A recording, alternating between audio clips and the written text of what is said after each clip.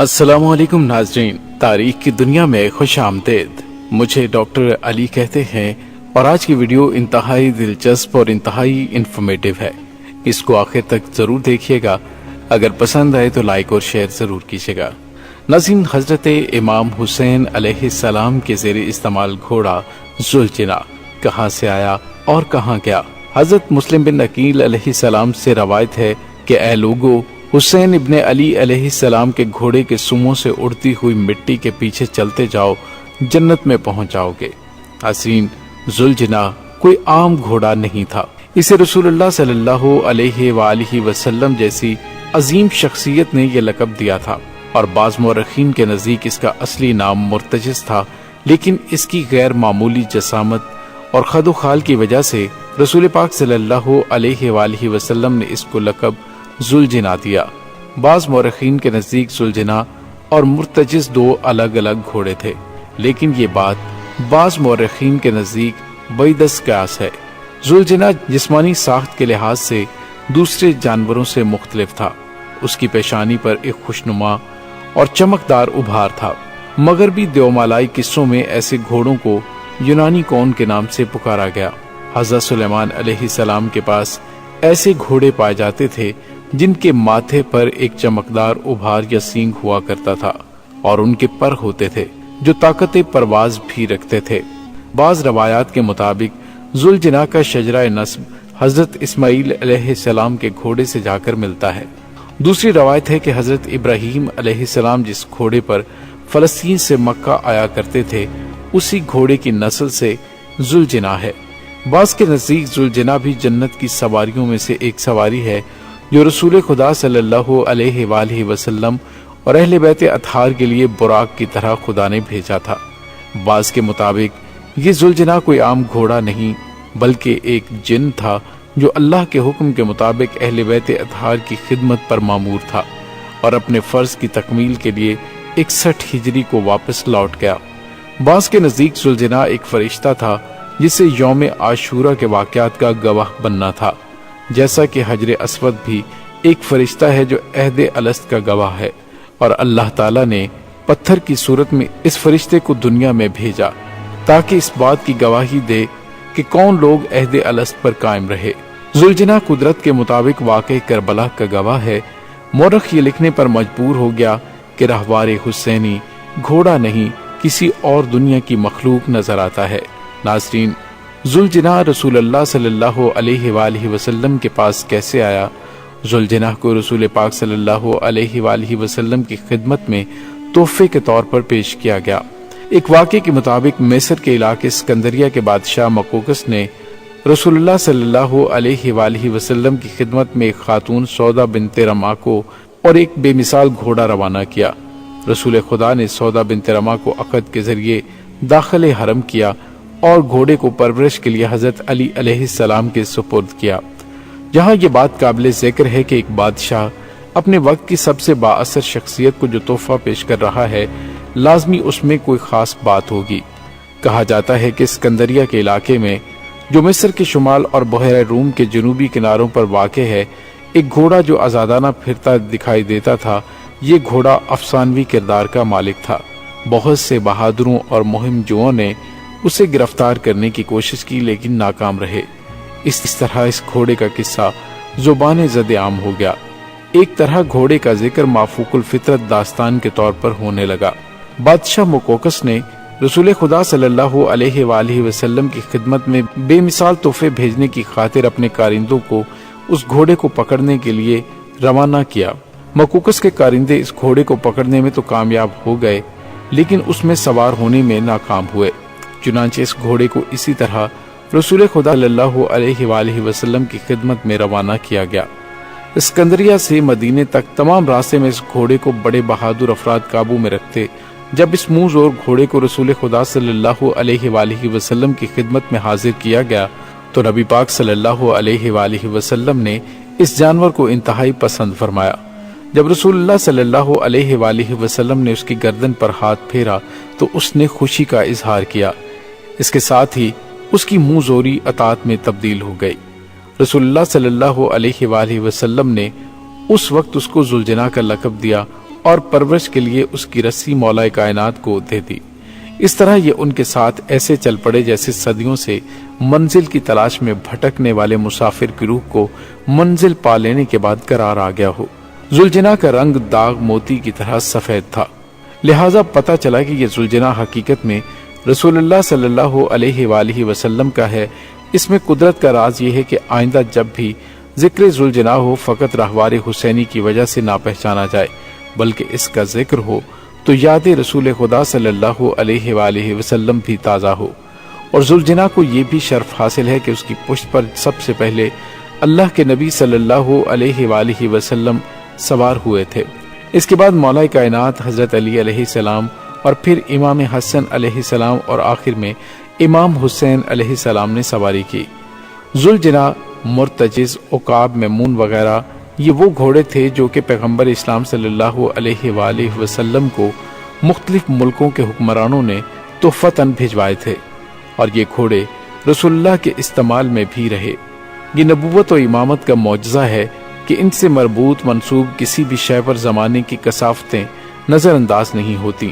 اسی لیے 61 ہجری میں یہ گھوڑا اسی آب و تاب کے ساتھ امام حسین علیہ السلام اور اقربا کی سواری بنے ہوئے تھے۔ بعض مورخین کے نزدیک حضرت عبد المطلب علیہ السلام کو یمن کے بادشاہ سیف بن گزدن نے 4 گھوڑے ہدیہ کیے تھے۔ اس وقت رسول اللہ صلی اللہ علیہ وآلہ وسلم کی عمر مبارک 8 برس تھی۔ بادشاہ یمن کی خواہش تھی کہ آپ ان گھوڑوں کو اپنے پوتے کو دے دیجیے گا، وہ بڑا ہو کر نبی بنے گا، میں نے آسمانی کتابوں میں اس کی پہچان پڑھی ہے۔ حضرت عبد المطلب علیہ السلام نے وہ گھوڑے اپنے پوتے یعنی حضرت محمد صلی اللہ علیہ وآلہ وسلم کو پیش کیے، اور آپ صلی اللہ علیہ وآلہ وسلم نے کمسنی کے عالم میں باری باری ہر گھوڑے پر سواری کی۔ ایک گھوڑے کا نام مرتجز رکھا، ایک گھوڑے کا نام میمون رکھا، اور ایک کا نام ذوالجناح رکھا، ایک کا نام تاویہ رکھا۔ سیف بن ذییزن نے گھوڑا دینے کے بعد حضرت محمد صلی اللہ علیہ وآلہ وسلم سے شفاعت کی دعا کی التجا کی تھی۔ ناظرین، بعض مورخین کہتے ہیں کہ ثقب جو کہ نبی پاک صلی اللہ علیہ وآلہ وسلم کا مشہور گھوڑا ہے اسی کو ذوالجناح کہتے ہیں۔ بعض مورخین کا خیال ہے کہ ذوالجناح کا اصل نام مرتجز تھا۔ چند مورخین کے نزدیک عقاب اور ذوالجناح ایک ہی گھوڑے کے 2 نام ہیں، لیکن خیال یہ ہے کہ رسول پاک صلی اللہ علیہ وآلہ وسلم کے پاس جناح نام کا ایک گھوڑا تھا جسے بعد میں ذوالجناح کہا جانے لگا۔ سید جعفر الزمان نقوی لکھتے ہیں کہ حمیری خاندان میں سے بازان تبع یمن تھا جو کہ سیف بن گیزین کی اولاد میں سے تھا۔ جس وقت رسول اللہ صلی اللہ علیہ وآلہ وسلم کا گرامی نامہ خسرو پرویز کے پاس پہنچا تو اس نے گرامی نامہ کی کوئی عزت نہیں کی، اور ساتھ ہی بادشاہ یمن بازان کو خط لکھا کہ تجھے معلوم ہوگا کہ عرب کی بنجر زمین پر اللہ کی رحمت کا نزول ہوا ہے، وہاں جناب محمد مصطفیٰ صلی اللہ علیہ وآلہ وسلم رسالت کے داعی ہیں اور ایک نئے دین کی ترویج فرما رہے ہیں، تو انہیں گرفتار یا شہید کر کے ان کا سر اطہر میری طرف روانہ کر۔ جس وقت یہ خط بازان کو پہنچا تو اس نے یہ خط رسول اکرم صلی اللہ علیہ وآلہ وسلم کی طرف روانہ کیا اور عرض کی کہ آپ مجھے آگاہ فرمائیں میں اس کا جواب کیا لکھوں۔ رسول پاک صلی اللہ علیہ وآلہ وسلم نے جواباً اسے آگاہ فرمایا کہ تمہیں اب جواب لکھنے کی ضرورت نہیں، جواب اللہ کی طرف سے آ چکا ہے، خسرو پرویز کو قتل کر دیا جائے گا اور اس کی 2 دن بعد یہ خبر تیرے پاس پہنچ جائے گی، یہ فیصلہ آسمان پر ہو چکا ہے۔ جب خسرو پرویز قتل ہوا اس کی اطلاع بازان کے پاس حسب فرمان پہنچ گئی۔ اس وقت بازان نے بارگاہ رسالت میں عریضہ لکھا کہ آپ کا مذہب قبول کر چکا ہوں۔ چند دن بعد بازان کا انتقال ہوا تو اس کے بڑے بیٹے شہر بن بازان کو تخت پر بٹھایا گیا۔ شہنشاہ انبیاء کو تاج پوشی کی تقریب میں شرکت کی دعوت دی گئی۔ نبی پاک صلی اللہ علیہ وآلہ وسلم نے امیر کائنات مولا علی علیہ السلام سے فرمایا کہ اس کی دل شکنی کرنا مناسب نہیں ہے، آپ یمن تشریف لے جائیں۔ جس وقت امیر کائنات یمن تشریف لے گئے تو شہر بن بازان نے شایان شان استقبال کیا اور اپنے محل میں لے گئے۔ امیر کائنات نے 1 ہفتہ وہاں پہ قیام فرمایا اور تمام اہل یمن اسلامی تعلیمات سے مستفید ہوتے رہے۔ 1 ہفتے بعد امیر کائنات نے واپسی کا ارادہ فرمایا۔ جب آپ واپس روانہ ہوئے تو شہنشاہ یمن شہر بن بازان نے بہت سے تحفے بارگاہ میں پیش کیے۔ ان تحائف میں ایک گھوڑی بھی شامل تھی جس کے بارے میں شہنشاہ یمن نے عرض کی کہ آقا ہمارا حمیری قبیلہ گھوڑوں کے معاملے میں بہت خوش نصیب ہے، عرب کی اعلیٰ ترین نسل کے گھوڑے ہمارے پاس موجود ہیں، انہی میں سے ایک یہ گھوڑی بھی ہے अमीर कायनात ने शहर बिन बाजान से फरमाया कि हम वो घोड़ी देखना चाहते हैं। शहर बिन बाजान के हुक्म पर उसका एक गुलाम घोड़ी दरबार के बाहर ले आया। अमीर कायनात ने बाहर जाकर घोड़ी को देखा और दरियाफ्त फरमाया, इसका नाम क्या है? शहर बिन बाजान ने बताया कि इसका नाम मुजल्ली है। अमीर कायनात ने उस गुलाम से फरमाया, जरा इसको हमारे सामने दौड़ाओ ताकि हम इसके कदम देखें। गुलाम ने हुक्म की तामील की। इस दौरान अमीर कायनात अलैहिस्सलाम ने निगाह फरमाई। घोड़ी 4 कदम चलती है, फिर पीछे देखती है और बवजह फिराक हिनहनाती है। फिर चंद कदम आगे चली, फिर हिनहनाती हुई पीछे मुड़कर देखती है। अमीर कायनात ने शहनशाही यमन की तरफ देखकर फरमाया, इस घोड़ी के अंदाज बताता है कि जैसे इसका कोई बच्चा पीछे रह गया है। क्या वाकई इसका कोई बच्चा पीछे है? उसने हाथ जोड़कर अर्ज की कि हुजूर, वाकई इसका एक बच्चा है। अमीर कायनात ने फरमाया, वो तुमने साथ क्यों नहीं दिया?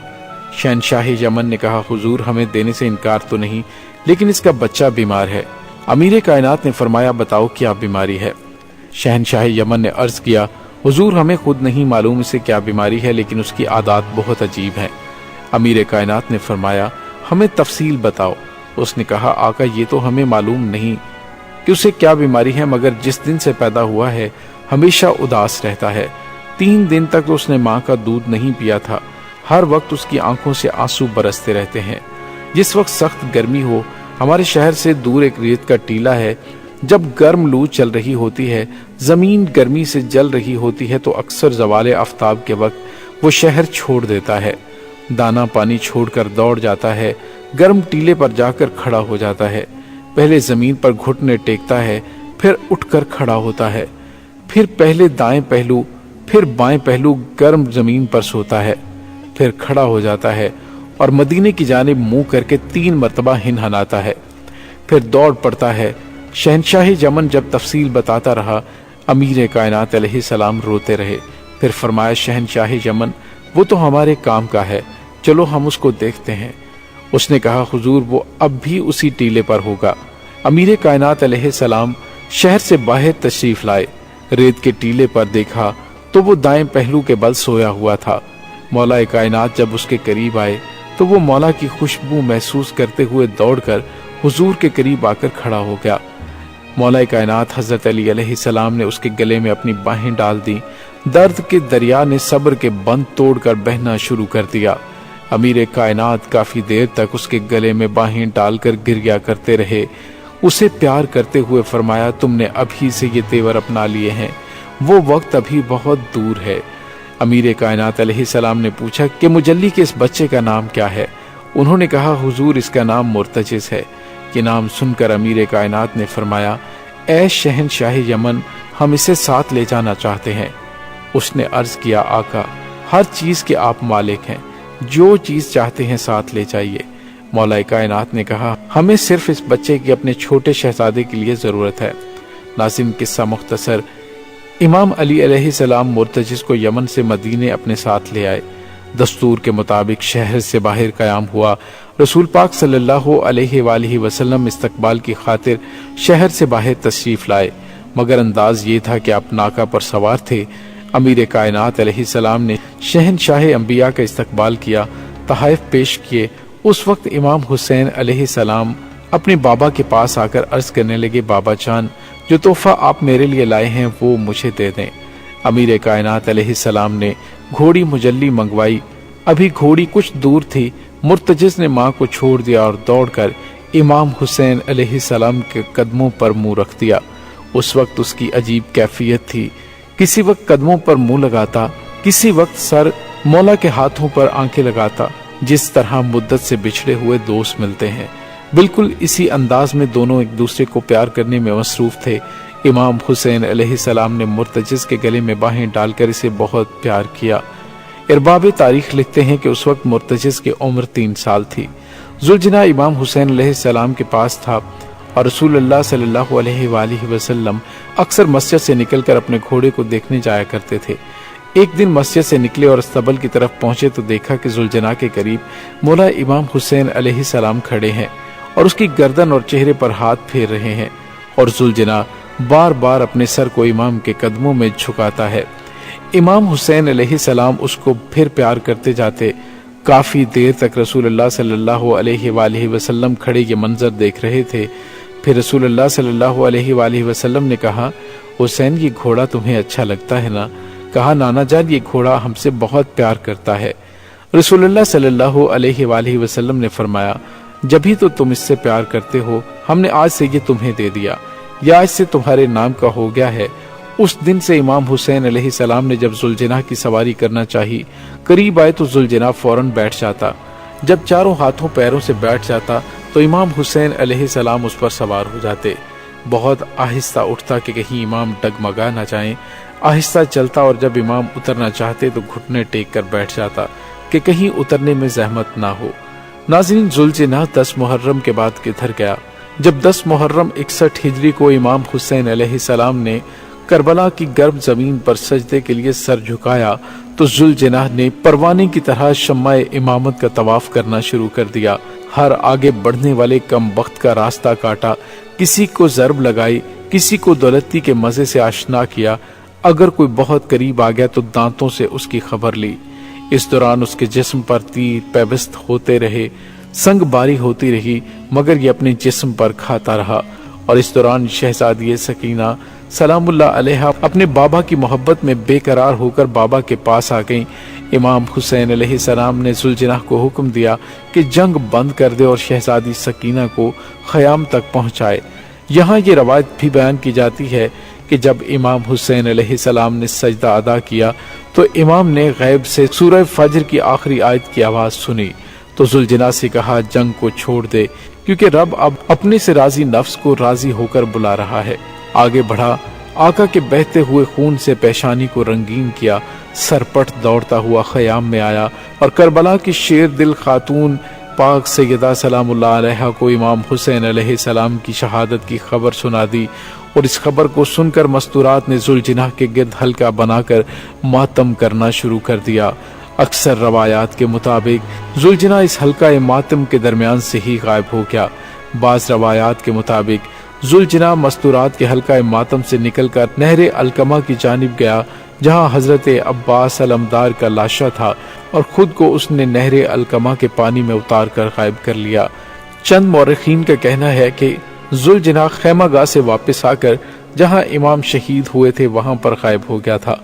بعض اہل علم کا نظریہ یہ ہے کہ ذوالجناح پردہ غیبت میں ہے، جب امام زمانہ علیہ السلام کو ظہور ہوگا تو ذوالجناح ان کی خدمت کے لیے دوبارہ حاضر ہوگا۔ بعض کے نزدیک ذوالجناح نے 10 محرم شام غریبہ کو بحکم امام بی بی شہربانو سلام اللہ علیہ کو پشت پر سوار کیا اور ان کو کنویں رے جہاں پر بی بی شہربانو کا مزار ہے وہاں تک پہنچایا اور خود پہاڑوں کے درمیان غائب ہو گیا، اور امام زمانہ امام مہدی علیہ السلام کے ظہور پر دوبارہ آئے گا۔ بعض کا خیال ہے کہ ذوالجناح زندہ ہے اور امام زمانہ کی اقامت گاہ پر موجود ہے۔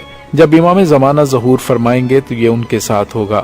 غرض یہ کہ ذوالجناح حکم رب سے محمد و آل محمد کی خدمت کے لیے بطور خاص خلق ہوا تھا، اور فرض کی ادائیگی کے بعد حکم ربی اپنی دنیا میں واپس چلا گیا۔ ناظرین، آغاز شبیہ ذوالجناح کے حوالے سے بتائیں کہ ذوالجناح کی شبیہ نکالنے کا آغاز بر صغیر پاک و ہند کے علاقوں سے ہوا۔ بر صغیر پاک و ہند میں جب اسلام پھیلا اور مجالس و عزاداری کا سلسلہ قائم ہوا تو عقیدت کی بنا پر لوگ مزارات آل محمد علیہ السلام تک تو نہیں جا سکتے تھے، لہٰذا روحانی سکون کی خاطر شبیہ حرم بنانے کا سلسلہ شروع ہوا، جس کو تعزیہ کا نام دیا گیا۔ اسی طرح مصائب اہل بیت علیہ السلام شروع ہوئے۔ مصائب اہل بیت کی یاد میں غیر انسانی کردار ذوالجناح کی شبیہ کا سلسلہ شروع ہوا۔ بعض روایات کے مطابق اکثر لوگوں کو بذریعہ بشارت اور اس شبیہ کو نکالنے کے احکامات ملے۔ یقیناً اس بشارت میں کوئی راز قدرت موجود ہے۔ بر صغیر میں شبیہ ذوالجناح کا آغاز تعزیہ داری کے ساتھ ہی ملتان سے شروع ہوا، پھر لاہور، جس شہر کو ہمشیرہ امام حسین علیہ السلام کی سکونت گاہ کا اعزاز حاصل ہے، شبیہ عزاداری کا آغاز ہوا۔ اس کے بعد یہ سلسلہ ریاست اودھ اور دکن کے علاوہ بنگال اور بہار تک پھیل گیا۔ دکن میں شیعہ ریاستیں قائم ہوئیں، پھر لکھنؤ اور دہلی میں عزاداری کو فروغ ملا۔ امیر تیمور نے بر صغیر میں جب چڑھائی شروع کی تو یہاں عزاداری پوری طرح قائم ہو چکی تھی، لیکن عہد تیمور میں باقاعدہ شبیہ تعزیہ اور ذوالجناح برآمد کروایا گیا۔ ناظرین، سوال یہ پیدا ہوتا ہے کہ کیا اسلام میں جانوروں کی شبیہ کا تصور موجود ہے؟ تو ناظرین، اسلام میں جانوروں کی شبیہ کا تصور موجود ہے۔ اس کی مثال قربانی کے جانور ہیں۔ جو اس دمبے کی شبیہ ہیں جو حضرت اسماعیل علیہ السلام کی جگہ ذبح ہوا۔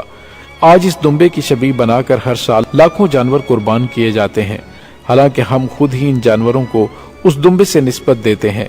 پھر اس کے احترام میں اس کی رسی یا کیل کو جس کے ساتھ اسماعیل علیہ السلام کی جگہ پر ذبح ہونے والے دمبے کی شبیہ بندی ہو، ہم گستاخی نہیں کرتے، ایسی کامل شبیہ بناتے ہیں کہ اسے ذبح بھی کرتے ہیں۔ یہاں اس سوال کا بھی اس طرح جواب مل جاتا ہے کہ ذوالجناح تو ایک تھا، پھر ہر شہر ہر گاؤں سے الگ الگ شبیہ کیوں نکالی جاتی ہے؟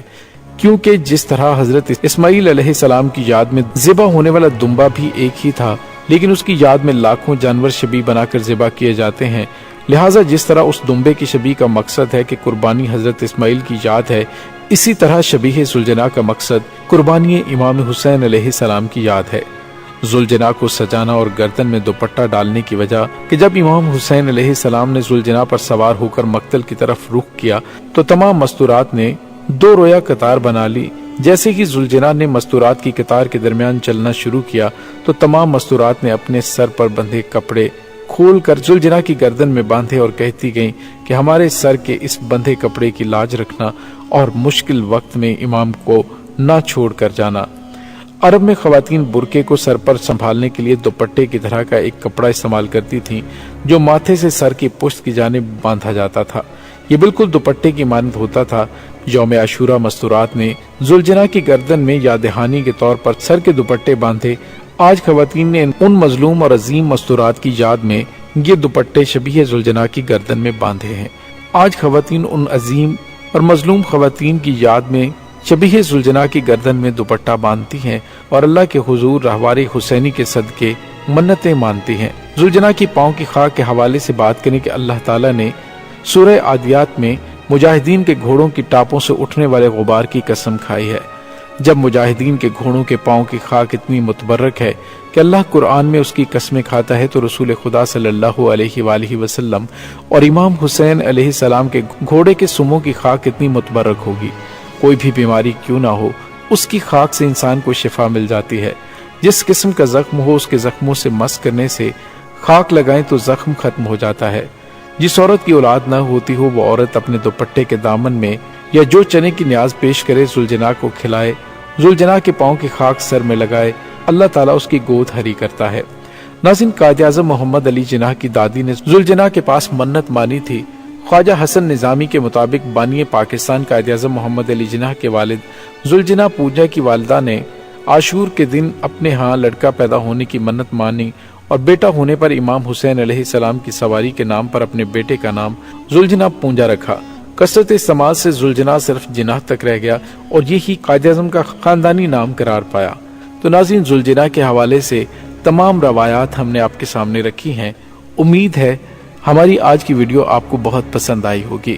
ڈاکٹر علی کو اجازت دیجیے۔ اللہ وارث۔